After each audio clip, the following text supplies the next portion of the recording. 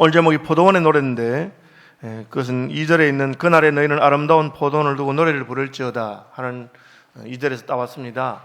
지금 유다와 이스라엘의 형편은 노래 부를 형편이 아닙니다. 선지자 이사야가 예언한 것처럼 북쪽에서 아수르라고 하는 굉장히 강대한 나라가 와서 70년 안에 북왕국 이스라엘을 멸망시킬 것입니다. 실제로 그렇게 되었습니다.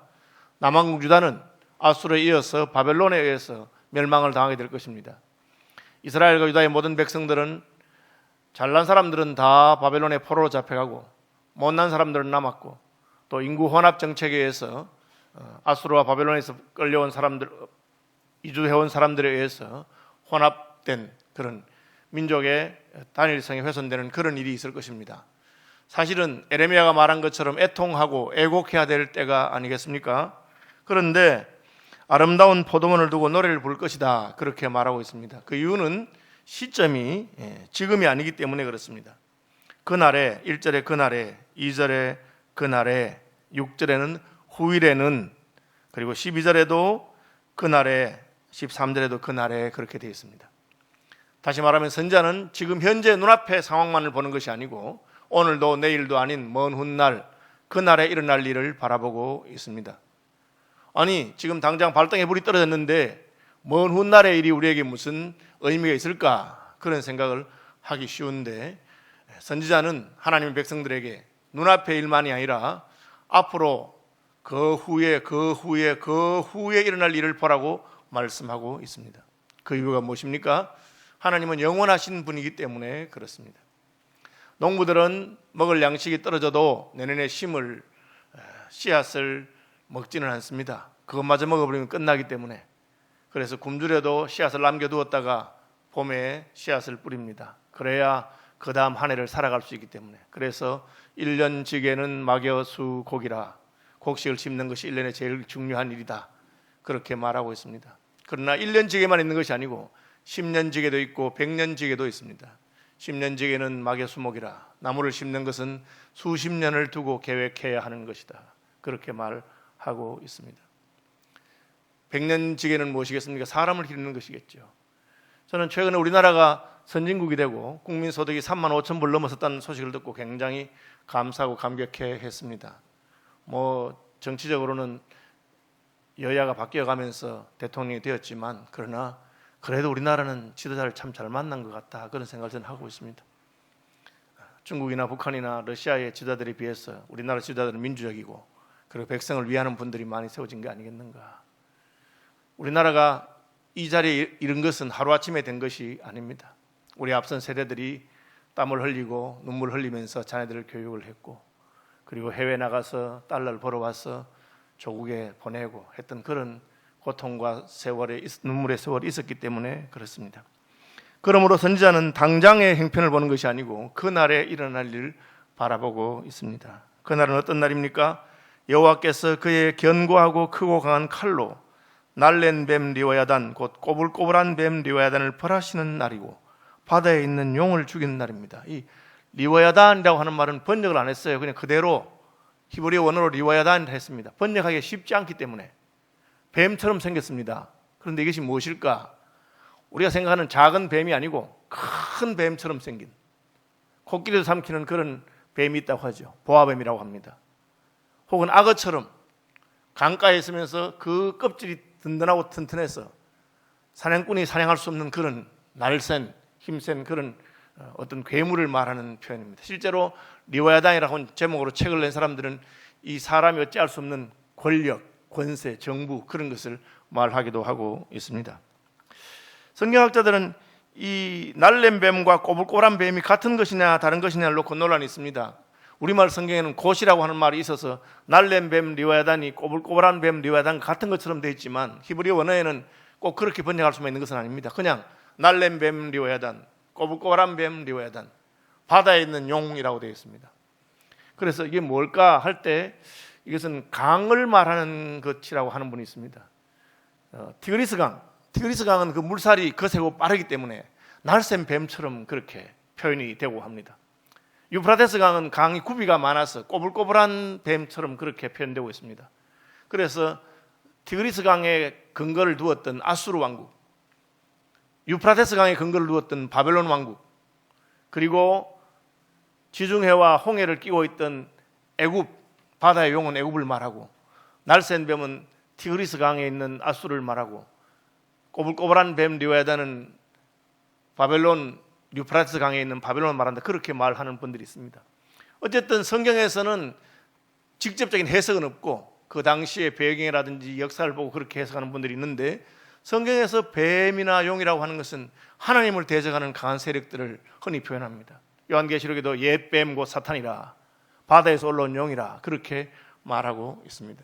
우리나라 말로 하자면 호랑이가 온다, 두렵다, 호랑이가 늘 잡아먹으러 온다, 애들이 밤에 안 자고 하면은 호랑이 내려온다, 그렇게 말하기도 하고, 혹은 늑대가 왔다, 그렇게 말하는 것처럼 뱀과 용이 왔다 할 때 이것은 이스라엘 백성들에게, 유다인들에게 두려움을 주는 어떤 표현이었습니다.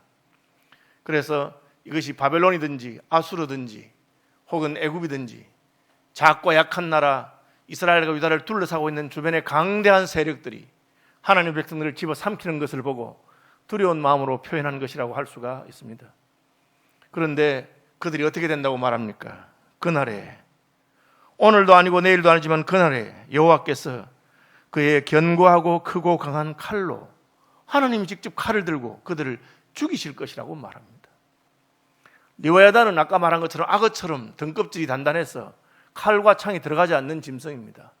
그런데 하나님이 드신 칼은 얼마나 견고하고 강한지, 얼마나 큰지, 그 리오야단, 날쌘 뱀, 꼬불꼬불한 뱀을 죽일 것이라고 그렇게 말하고 있는 것입니다. 제가 중국을 배울 때 중국어 선생님이 제게 중국에는 큰 강이 둘이 있는데, 하나는 양자강이라고 하는 장강이라고 하고, 하나는 황하라고 하는, 황허라고 하는 강이 있습니다. 근데 왜 하나는 강이고 하나는 하냐? 둘 다 큰 강인데 둘 다 강이라 하든지 둘 다 하라 하든지 그렇게 하느냐? 그게 질문을 하시더라고요. 저희들이 알 수가 없죠. 그러니까 그 선생님 말씀이, 중국어는 원래 형상 문자이기 때문에 지도에서 양장을 보면 양자강은 강이 꼬불꼬불하게 이렇게 굽이가 많답니다. 그래서 우리가 한문에 강자 쓸 때 삼수변에 강자가 이렇게 됐잖아요. 그렇게 그 모양을 따라서 흉내낸 것이다. 황하는 물수변에, 삼수변에 이렇게 되어 있습니다. 중국의 황하를 보면 그렇게 생겼습니다. 그래서 원래 그 하라고 하는 말고 강이라고 하는 말이 황하와 양자강을 보고 만든 글자라는 겁니다. 그래서 양자강은 장창할 때 강이라 하고 황은 하라고 한다, 그렇게 하더라고요. 이 리오야단이라고 말한 날쌘 티그리스 강과 꼬불꼬불한 유프라테스 강을 보면서 사람들이 두려움을 가지는 그런 표현입니다. 그런데 하나님께서 그 아수르와 바벨론과 애굽을 물리칠 것이다.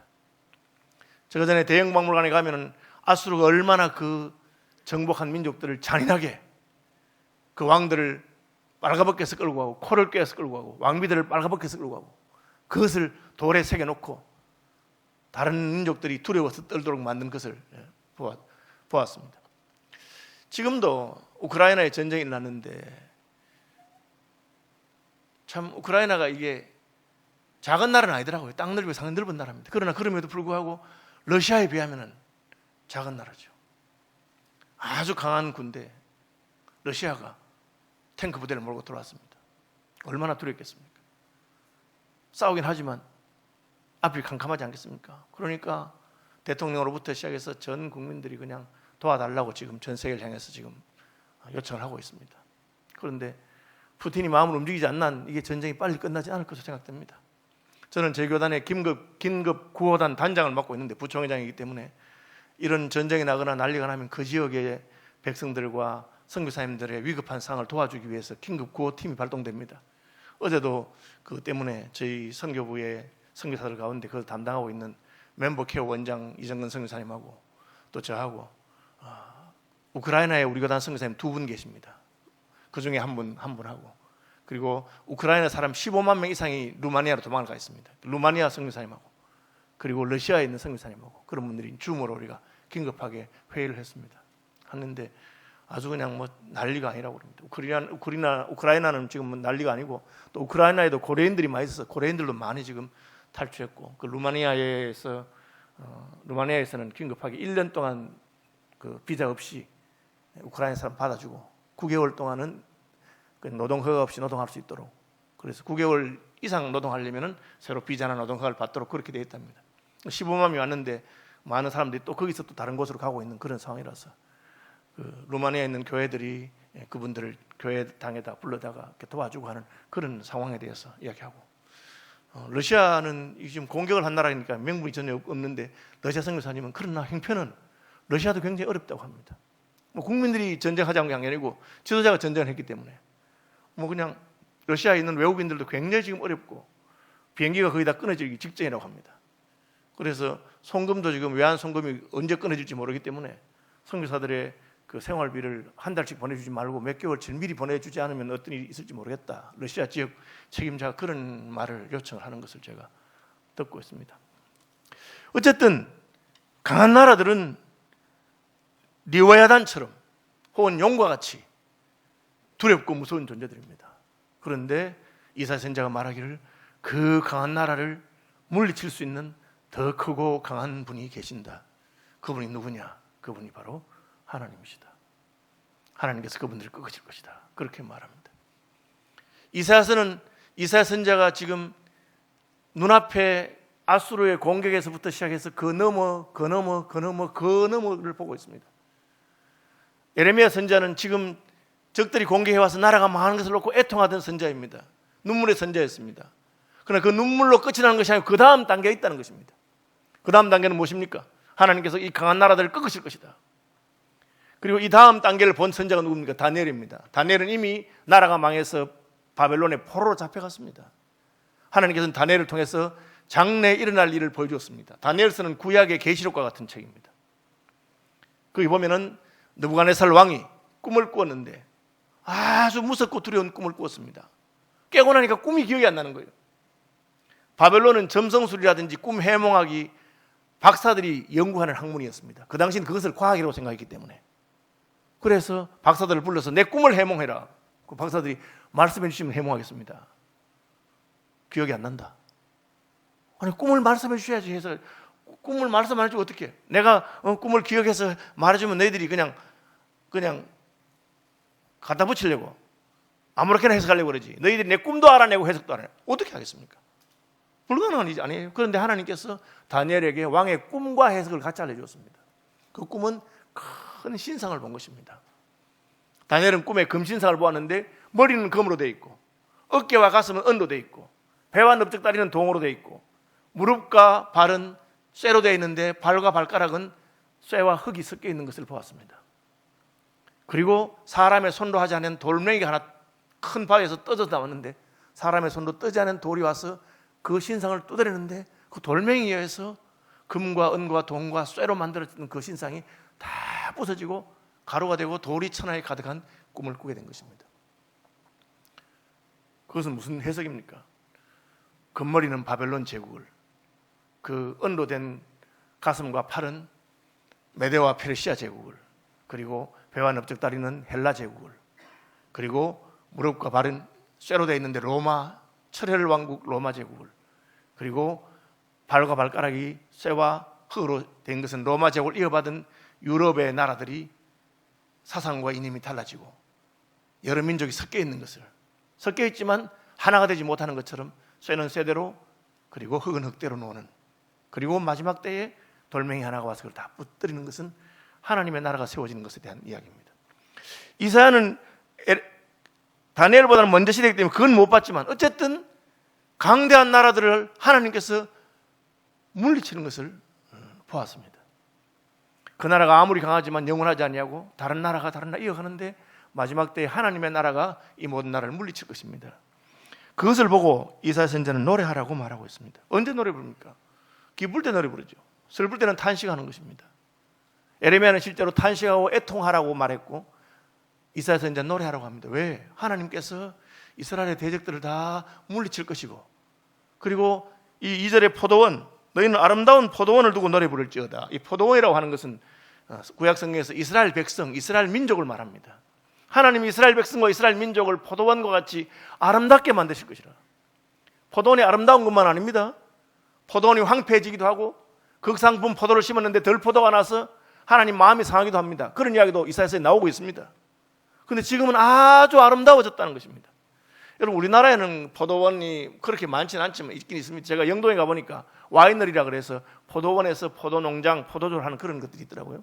이태리나 프랑스는 아주 많습니다. 미국에도 캘리포니아에 와이너리가 아주 유명한 와이너리들이 있습니다. 그런데 굉장히 아름답다. 왜? 하나님께서 돌보시고 가꾸어 주신다. 그 이야기를 하고 있습니다. 자, 봅시다. 현실이 어떠합니까? 나라가 망할 형편이에요. 지금 위기가 닥쳤습니다. 그런데 뜬금없이 무슨 노래를 불러라, 즐거운 노래를 불러라, 아름다운 노래를 불러라 하는 겁니다. 하나님, 지금 눈앞에 이런 편인데 왜 오늘도 아니고 내일도 아니고 그 노래를 부르라 하십니까?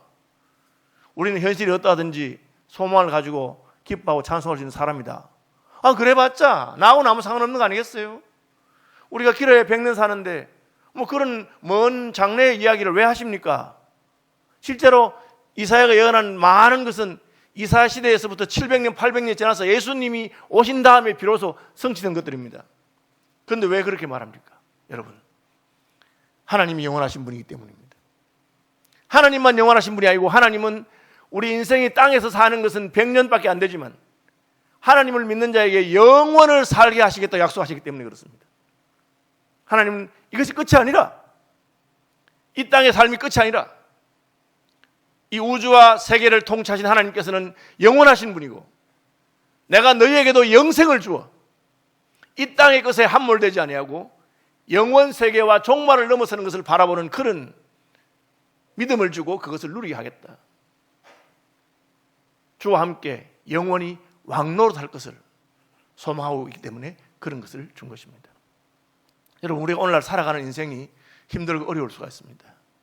그리고 내가 살아가는 동안에 이 문제가 도무지 해결되지 않을 것 같은 때도 있습니다. 저는 우리 북한의 김일성 주석이 죽었을 때 와, 통일되는가 보다 그런 생각했습니다. 그런데 안 되더라고요. 김정일 씨가 돌아갔을 때는 이번엔 통일되겠구나. 그런데 안 되더라고요. 이거 좌절이 됐어. 요즘은 하나님, 제가 살아있는 동안 통일되면 좋겠습니다. 그렇게 기도를 하고 있는데 그죠? 우리 인생을 알지 못하죠. 우리는 기껏해야 그런 존재입니다. 그냥 될 듯 하면서도 안 되는 것을 좌절을 많이 하고 그런 존재입니다. 그런데 하나님께서는 걱정하지 말아라. 내가 살아있고 나를 믿는 자는 죽어도 살 뿐 아니라 살아서 나를 믿는 자는 영원히 죽지 아니할 것을 믿으라고 말씀하십니다. 선지자가 노래하는 것이 바로 그것입니다. 우리는 끝이 아니고 지금은 강한 나라들이, 힘센 나라들이 너희를 괴롭히고 누르지만 마침내 하나님께서 오셔서 강한 나라들을 다 꺾으시고 그들의 야욕을 물리칠 것이다. 아마 우크라이나에 있는 백성들 가운데 지금 굉장히 고통 중에 힘들고 어려운 분들이 있을 줄로 생각합니다. 왜? 강한 나라가 쳐들어왔으니까. 여러분, 저는 우크라이나 하면 그런 줄 알았는데 러시아도 굉장히 힘들어요. 지금 러시아에 있는 그 선교사님이 지금 그 전쟁이 나고 러시아가 침공을 했으니까 러시아는 완전히 나쁜 놈이 돼버려가. 그런데 그건 지도자들이 그렇게 한 것이고 백성들은 굉장히 괴롭다는 거예요. 백성들 가운데 전쟁을 원치 않는 사람도 많이 있는데 어쨌든 그것 때문에 지금 물가가 오르기 시작했답니다. 당장 오르는 게 이제 경공업제품 이런 게 빨리 오르고 수입하는 거는 막 오르고 아직까지 이제 먹는 거는 금방 많이 오르지 않은데 러시아도 이제 자국 생산이 되는 거는 조만간 그것도 막 오르게 될 거라고 그렇게 말해요. 백성들이 고통하고 있죠. 하나님께서 고통하는 백성들 가운데 소망이 없지만 하나님이 우리의 소망이 되시는 것을 말하고 있습니다. 여러분, 우리의 이 땅의 삶이 전부가 아니고 영원한 세계에 있는 것을 믿고 때로 눈앞에서 우리의 기대가 다 이루어지지 않나 하더라도 마침내 하나님의 공의가 이루어질 것을 믿는 믿음과 소망 가운데 사시기를 바랍니다. 하나님 뭘 말씀하십니까? 포도원이 아름다울 것이라. 어떻게 아름답습니까? 나 여호와는 포도원지기가 됨이라. 하나님이 아름답게 가꾸겠다고 하는 것입니다. 여러분, 농사 지어보셨습니까? 저는 농사를 구경은 많이 지어보진 않았어요. 제가 그 농사 짓는 걸 보고 참 좋다, 아름답다 이러니까 저를 보고 한심하다는 듯이 농사 지어본 분이 목사님이 직접 지으면은 완전 망할 거라고 구경만 하지. 저는 진짜 우리나라 농사 대단히 감탄해요. 우리나라 사과, 우리나라 배, 우리나라 딸기 세계 최고인 것 같아. 그렇게 크고 맛있고 다를 수가 없어요.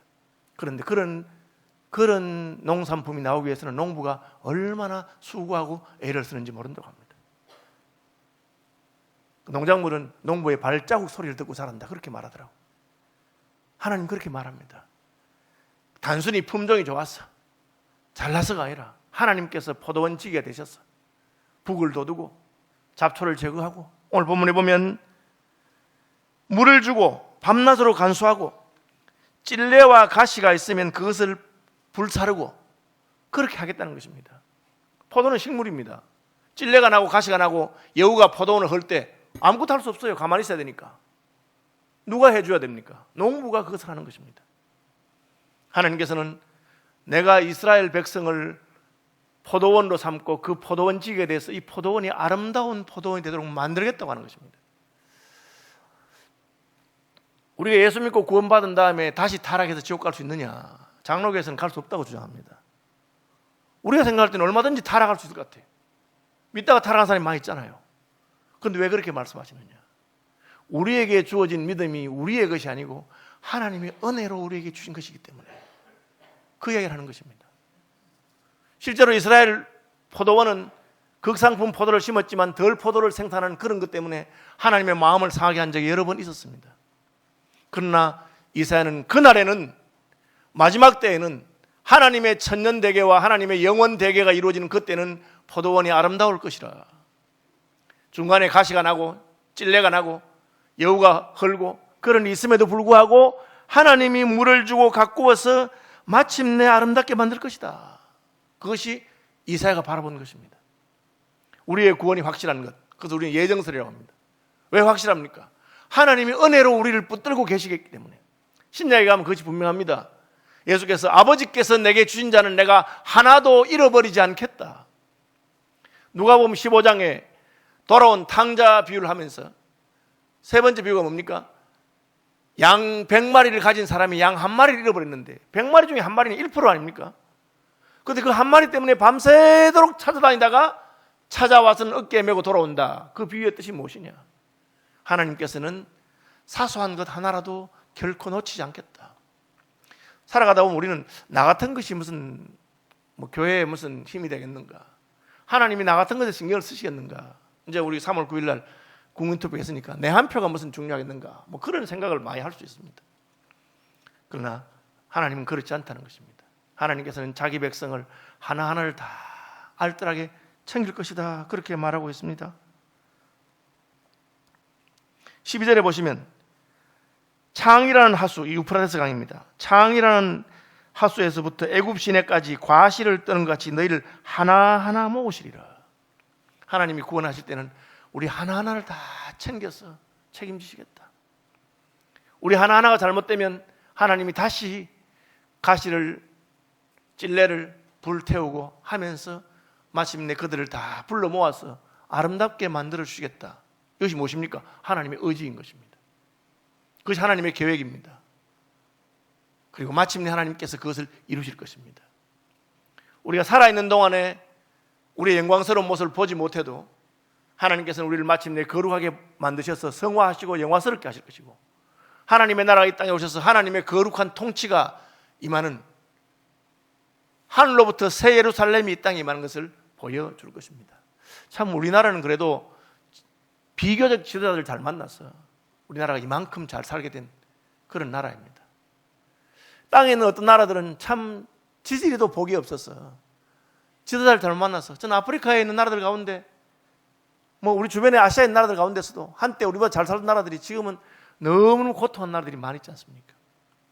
그런 이들에게 선지자 이사야는 말합니다. 우리의 소망은 하나님께 있고 하나님이 우리 포도원의 포도원지기가 되셔서 우리를 아름답게 가꾸실 것을 말씀하고 있는 것입니다. 대적을 벌하시고 바다에 있는 용을 죽이실 뿐 아니라 우리를 가꾸시고 책임져 주시는 분입니다.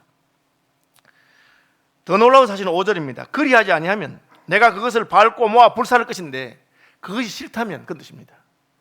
내 힘을 의지하고 나와 화친하며 나와 화친할 것이라. 이 구약에서는 이해가 안 되는 거예요. 이스라엘 백성을 아름답게 만드시고 가꾸시는 건 이해가 되는데, 그 포도원에 있는 가시와 찔레와 같이 이스라엘 대적하는 자들에게도 내가 너희를 제거하고 불태우고 죽이고 바다의 용을 물리치는 것처럼 그렇게 하는 것이 싫다면은 나와 화친하란 말입니다. 하나님이 제일 힘이 세니까, 하나님과 화친하고 하나님과 화친해라. 그렇게 말하고 있습니다. 이게 무슨 말입니까? 신약과 우리는 이것이 무슨 말인지 알고 있습니다. 하나님이 유다인의 하나님뿐 아니라 이방인의 하나님도 되시고 누구든지 하나님께로 돌아오는 자를 하나님이 구원하신다고 하는 것입니다. 6절, 후일에는 야곱의 뿌리가 박히며 이스라엘의 우미 돋고 꽃이 필 것이라. 이게 지금 포도나무를 포도원에 심었는데 이게 지금 뿌리가 잘 내리는지 제대로 자라지 못하는지 염려가 되는데 시간이 지나니까 그것이 뿌리가 박히도록 그리고 우미 돋아납니다. 저는 이제 우리 교회가 이게 어린이 대공원 옆에 있는 게 너무 좋아요. 아침마다 제가 새벽기도 마치고 산책하면 벌써 여러분 우미 돋았어요. 아, 이제 봄이 오는구나. 조금 있으면 저기 목련이 피겠구나. 저기는 벚꽃이 피고 저기는 철쭉이 피겠구나. 느껴지는 겁니다. 우미 돋아납니다. 그 다음에 어떻게 되겠습니까? 꽃이 피고 열매가 맺힐 것입니다. 미래의 일들을 우리가 미리 짐작할 수 있는 것이죠. 하나님이 후일에는 그렇게 결실로 지면에 가득하도록 해주실 것이다. 심지어 포도원의 포도나무가 아닌 찔레나 가시와 같은 것들이라도 불사름을 당하기 싫다면 하나님께 나와서 화친해라. 그러면 하나님이 그 포도원의 울타리를 삼을 것이고 가시나무로 찔레와 진레도 다 제자리를 세워주겠다. 그렇게 약속하시는 것입니다. 그럼 하나님 우리의 소망이 되신다고 하시고 하나님 우리의 구원이 되신다고 하셨다면 그럼 우리가 당하는 이 어려움은 무엇입니까? 왜 아직 우리는 남북 통일되지 않냐고? 왜 우크라이나는 저는 어려움을 당하고 있습니까? 그렇게 말하고 있습니다. 7절, 주께서 그 백성을 치셨던들 그 백성을 친자들을 치심과 같았겠으며 백성이 죽임을 당하였던들 그 백성을 죽인 자가 죽임을 당함과 같았겠느냐. 주께서 백성을 적당하게 견책하사 쫓아내실 때에 동풍 부는 날에 폭풍으로 그들을 옮기셨느니라. 이게 무슨 말입니까? 이것은 하나님이 너희에게 고통을 주고 하나님이 너희를 징계하신 것은 사랑해서 그렇다. 죽이려고 한 것 아니다. 그래서 우리가 지나놓고 생각하면 인생 살아오면서 힘들고 어려운 일도 많았지만 그 고난을 통해 하나님이 저를 훈계하시고 가르치시고 시편의 기자가 고백한 것처럼 고난당한 것이 내게 오히려 유익이 되어서 욥이 고백한 것처럼 내가 주께서 나를 연단하신 다음에 내가 정금과 같이 나오게 되는 그런 과정에 있다. 내가 너희 미워서가 아니라 너희를 사랑하기 때문에 한 것이고 죽이려고 한 것은 아니었다. 그렇게 말씀하고 있습니다. 내가 주께서 백성을 적당하게 견책하셨다. 그럼 어떻게 해야 됩니까? 야곱의 불의가 속함을 얻으며 그의 죄 없이 함을 받는 결과는 이로 말미암나니 딱 한 가지 조건이 있어요. 그게 뭡니까? 그가 제단의 모든 돌을 부서진 횃돌 같게 하며 아세라와 태양상이 다시 서지 못하게 함에 있는 것이다. 이건 무슨 말을 하는 것입니까? 우상 숭배를 하지 마라. 하나님을 신뢰하고 하나님을 따르라 하는 것입니다. 왜 이스라엘 백성이 하나님의 백성인데 우상을 숭배합니까? 그게 괜찮을 것 같았어. 하나님 백성이 왜 범죄하고 죄를 짓습니까? 아담 하와가 왜 에덴 동산에서 선악과를 따먹습니까? 그게 더 먹음직스럽고 탐스러운 것 같았어.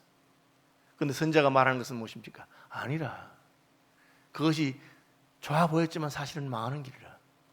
여러분 나이가 들면 우리가 젊은 날에 내가 왜 그랬을까?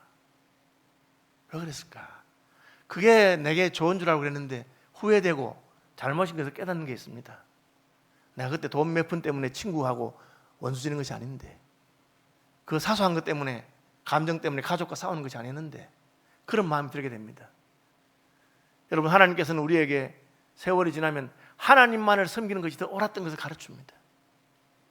우상을 섬기고 바알의 풍요함과 아세라의 어떤 그런 쾌락과 그런 것을 따랐던 것이 사실은 잘못된 것을 가르칩니다. 제 표현대로 하자면 하나님을 따르는 것은 옳을 뿐 아니라 유익하다는 것입니다. 우상을 따르는 것은 잘못될 뿐 아니라 손해라는 것입니다. 잘 몰라서 돈을 따르고 쾌락을 따르고 우상을 따르는 것이 좋은 줄 알고 갔는데 사실 알고 보니 그게 잘못된 것이었다는 겁니다. 하나님께서는 그것을 우리에게 깨닫게 하십니다. 그러므로 너희가 하나님을 따른다면 우상을 버리고 하나님을 따른다면 하나님이 너희를 책임질 것이다.